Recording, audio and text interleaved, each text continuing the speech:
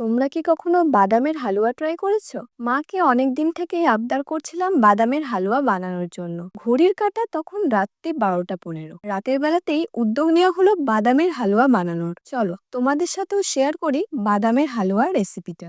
ফার্স্টেই শুকনো কড়াইয়ে বাদামগুলো ভেজে নিতে হবে। দেন বাদামের খোলাগুলো ছাড়িয়ে নেবে। আমার মা এভাবে করে, তোমরা তোমাদের সুবিধা মতো ছাড়িয়ে নিতে পারো।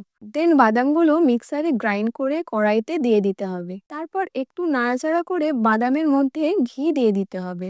দেন আবারও নাড়াচাড়া করতে হবে, না হলে তলায় ধরে যেতে পারে। এরপর বাদামের মধ্যে দুধ দিয়ে নাড়াচাড়া করতে হবে 5 মিনিট। কড়াইতে হালুয়া তলায় ধরে যাচ্ছিল, তাই মা ননস্টিকে শিফট করে দিয়েছিল। তোমরাও ট্রাই করো ননস্টিকে করার। দেন হালুয়ার কালার চেঞ্জ হয়ে আসলে এর মধ্যে অ্যাড করে দিতে পারো চিনি। আমরা সুগার ফ্রি অ্যাড করেছিলাম। তারপর আর কিছুই না, একটু কিশমিশ অ্যাড করে দিয়ে হালকা করে নেড়েচেড়ে নাও, তাহলেই রেডি বাদামের হালুয়া। রেসিপিটা কেমন লাগলো জানিও। আর এইরকম আরো ভিডিওস দেখতে চাইলে বেশি ভেবো না, জাস্ট সাবস্ক্রাইব করে দাও।